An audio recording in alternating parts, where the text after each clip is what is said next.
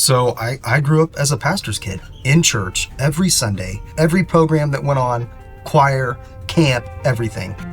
You hear the same scriptures, the same points. So at a certain point in high school, you just get desensitized to it. I've heard it. I know it. I got it. So I met my wife in 2013 and immediately started having kids. Now she brought 2 with her.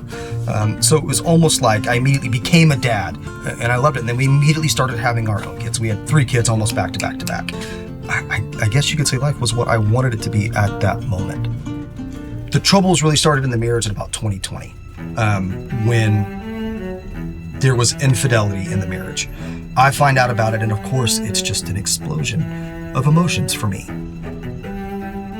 And I had no idea how to deal with any of it. And then it happened again, and there were more obstacles. And then the obstacles happened again, and it was just like a up and down and up and down for the next 3 years. We were at a point financially where we were facing eviction.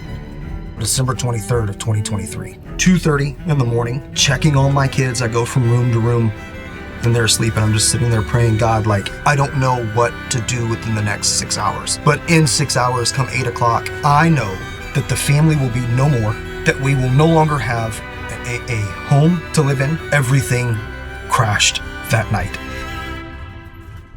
I go out into the living room and I absolutely just collapse. God just said, are you ready now?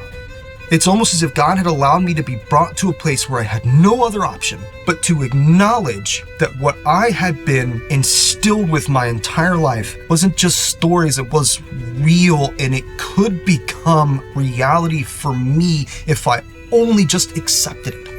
There is a verse that I continually go back to where it talks about there being these people that get to heaven one day and they say, God, didn't I do this in your name? Didn't I help? Didn't I preach? Didn't I teach? Didn't I do these things in your name? And God looks at him and says, I never knew you. And before that moment, I would have gone to heaven and stood before him and said, I was in church every Sunday. I was a part of choir. I went to the camps. Don't you know me?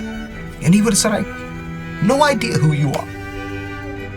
That didn't become real for me until that moment. And I think that moment I was saved. But the circumstances didn't change. In fact, they got worse.